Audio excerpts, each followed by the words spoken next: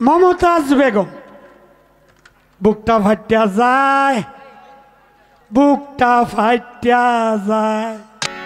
সুন্দর গান শুনলাম তার কাছ থেকে। বাউল গানটা কিন্তু বন্ধু আইলা না, গেলা না, খাইলা না, এইটা কিন্তু বাউল গান না। বাউল গানটা একটু উজনি, তাত্ত্বিক, জ্ঞানীদের বিষয়।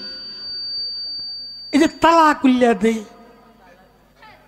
তালা কুল্লা দে, এই তালা কেউ মারছেও না, কুল্লা দেনের গান আমরা গাই না। যারা এটা গান গায় এরাই এই জাতের।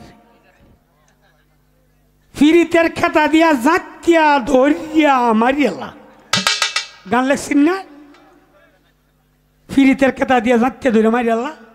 কারণ আমি হারার গান শুনে পরে আমি লেখছি, বালা বালা শিল্পী ভাইলে তারারে মানুষ আদর কর, জাতিয়া ধরার গান গায় যারা তারারে গে জাতিয়া ধর। কি আমার লেখাটা কি খারাপ হয়েছে? এছাড়া কিতা লিখতাম? হেরাজন লেখতেছে ফিরিতের কাতে দিয়ে জাতিয়া ধরিয়া করে মারিয়ালা। তোরা আমি লেখছি জাতিয়া ধরার গান গায় যারা তারারে মানুষ জাতীয় ধর, ভালো ভালো শিল্পী পাইলে তারারে তোরা আদর কর। মমতাজ বেগম বুকটা ফাটিয়া যায়, বুকটা ফাটিয়া যায়। বন্ধু যখন বউ লইয়া আমার বাড়ির সামনে দিয়া রঙ্গ কইরা হাইটা যায়, বুকটা ফাটিয়া যায়। এখন এই গান লয়ে আইছে ৬০,০০০ টাকা পায় না। এই গান গায়ে আমার স্টেজও একটা ১০ লাগা গাইছে, ১-১.৫ লাখ মানুষ সবাই ফাটিয়া যায়, গানের পাগল হয়েছেন। আমি কি ফাটিয়া যায় গায়া? তাড়াতাড়ি মালিককে কইছি, মালিক তুমি মিলাই দেও। আমার মালিক মিলাই দিছে কিতা,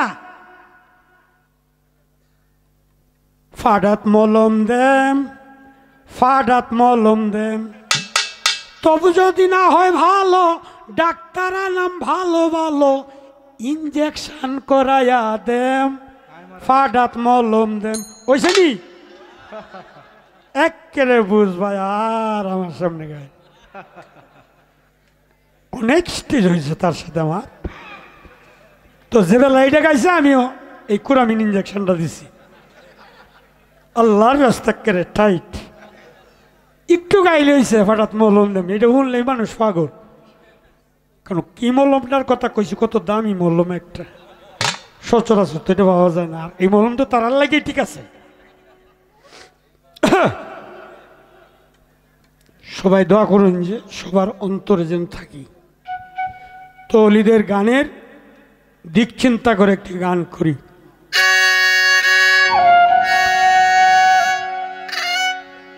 সকল গোলমাল মিটে যাবে, সকল গোলমাল মিটে যাবে, তারে দেখলে শোনো জরে দেখবি বল কারে, মন তুই দেখবি রে আর কারে।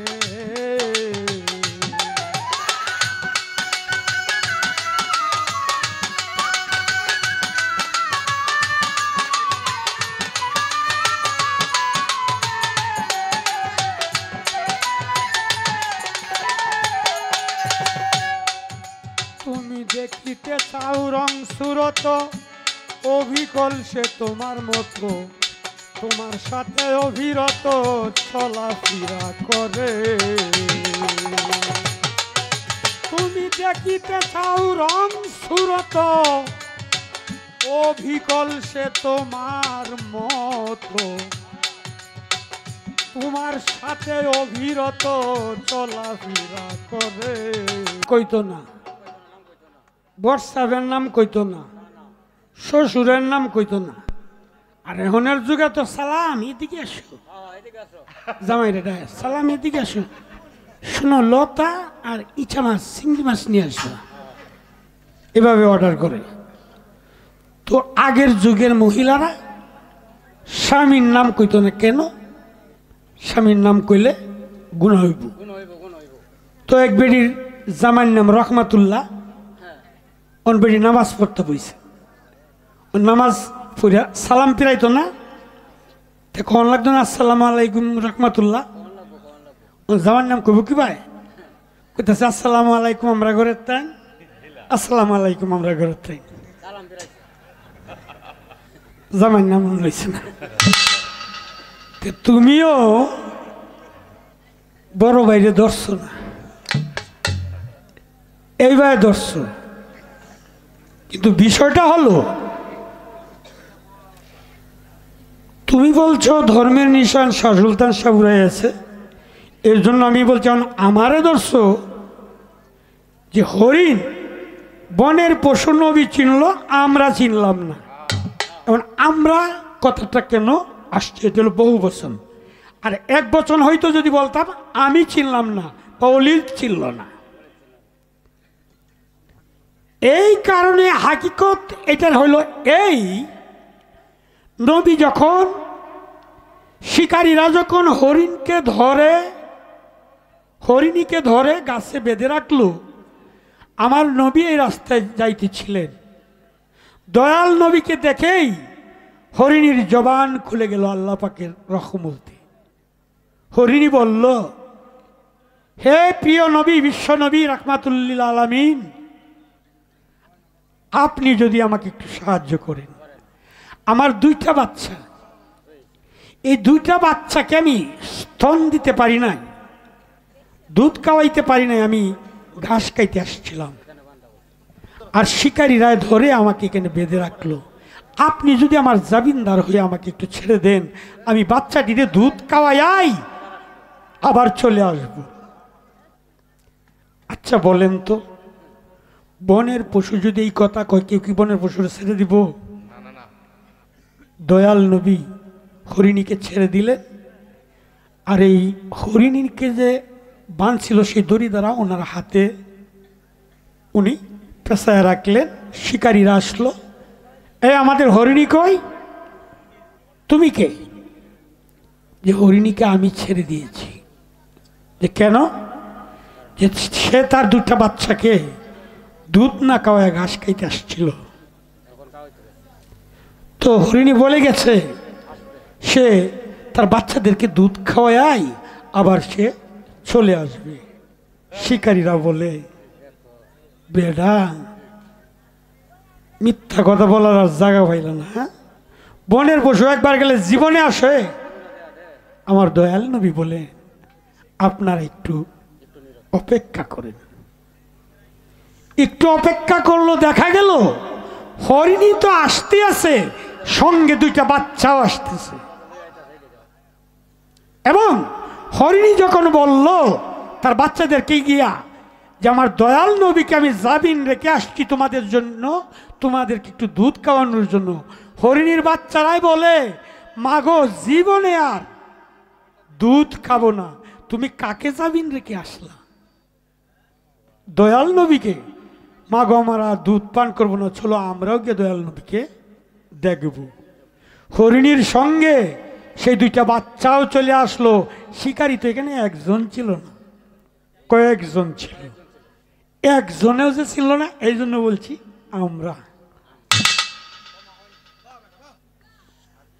এই জন্য বলছি যে আমরা।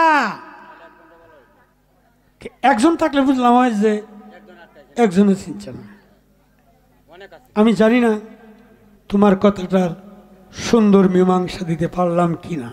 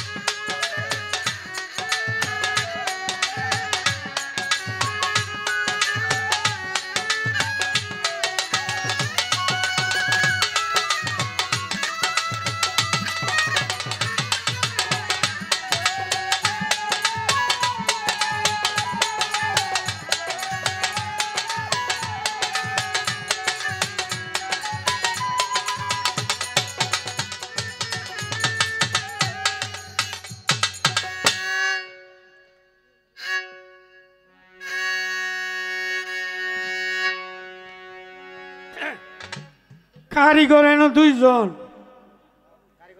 একজন রেখে খালি হের ব্যবসাটা করোনার লাগে দেওয়া, এটা কি ঠিক? কারিগর দুজন বলছি কেন জানেন? বাঁশিওয়ালা এনো দুইজন। জেলারে আমি একটু আদর করে আইছি, হেলাউন একটু দামি হয়েছে, তো হেলাউন ফেসবুক চালায়। হেলা মূলত আইছে ফেসবুকের লাগিয়া। আমার নাতি সুফিয়ান লও বাঁশিটা লও, একটু কাজে লাগো। হ্যাঁ